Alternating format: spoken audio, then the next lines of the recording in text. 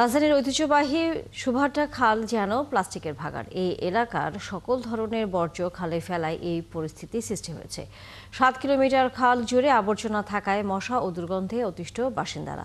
ঢাকার দক্ষিণ কেরানীগঞ্জের সুভাষা খালের প্রাণ প্রবাহ ফেরাতে কাজ করছে পানি উন্নয়ন বোর্ড। সুমন মাহমুদের প্রতিবেদন।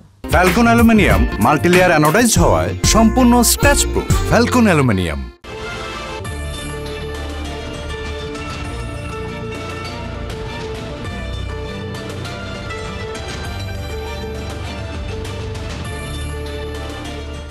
দাঁড়িয়ে আছি দক্ষিণ কেরানীগঞ্জের সুভাটা খালের ঠিক মাঝখানে, যেটি বুড়িগঙ্গা নদীর অন্যতম প্রধান খাল ছিল।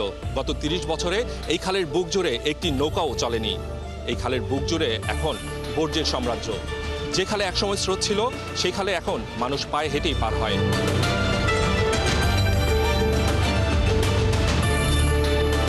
আলম মার্কেট থেকে শুরু হয়েছে খালটির দুটি শাখা। একটি মীরের বাগ হয়ে বুড়িগঙ্গায় মিশেছে, আর অন্যটি গিয়ে ধলেশ্বরী নদীতে যুক্ত হয়েছে। কিন্তু বাসাবাড়ির দোকানপাট থেকে শুরু করে কলকারখানার সব ধরনের বর্জ্য ফেলায় এই খালটি পরিণত হয়েছে এক বিশাল ভাগাড়ে।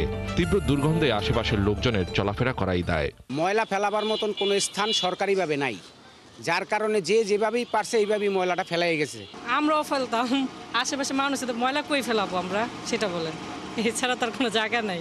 দুর্গন্ধ, তারপর আপনার মনে করেন ময়লা আবর্জনা দেখতে অসুন্দর, এটা নিয়ে মানুষের সবাই মনে করেন যে একটা বিশৃঙ্খলা একেবারে অস্বস্তিকর পরিবেশ নিয়ে আছে। পানি চলাচল করতে পারে না, ড্রেনে পানি নামে, ওই ছাদের পানি ময়লা ফালায়, এটার ক্ষতি হয়, মানুষের উপকার হয় না। দূষণ আর বর্জ্যের স্তূপের পাশাপাশি এই খাল হয়েছে দখলদারদের শিকার। এমনকি পাশের রাস্তাটি খালের জায়গা দখল করে তৈরি করা হয়েছে। বছর দশেক আগে একবার খালটি পরিষ্কার করা হলেও দূষণ আর দখলদারদের পরিস্থিতি একই রয়ে গেছে। মৃতপ্রায় সুভাটা খাল। আগে তো এই খাল যেমন নৌকা চলছে, সুন্দর নৌকা চলাফেরা করছে, কেড়ে রাজেন্দ্রপুর পর্যন্ত পাই না, পশ্চিম পর্যন্ত গেছে। নৌকায় তো আবার মাল লোড আনলোড করতে এই ঘাট দিয়ে।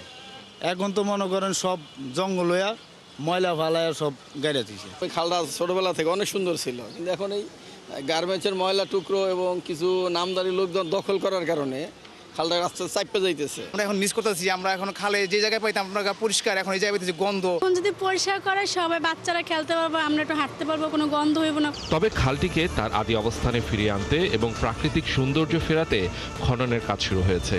এর মধ্য দিয়ে সুভাটা খাল তার হারানো প্রাণ ফিরে পাবে, যা কেরানীগঞ্জের পরিবেশ ও জলাবদ্ধতার সমস্যার সমাধানে গুরুত্বপূর্ণ ভূমিকা রাখবে বলে আশা করছেন স্থানীয়রা।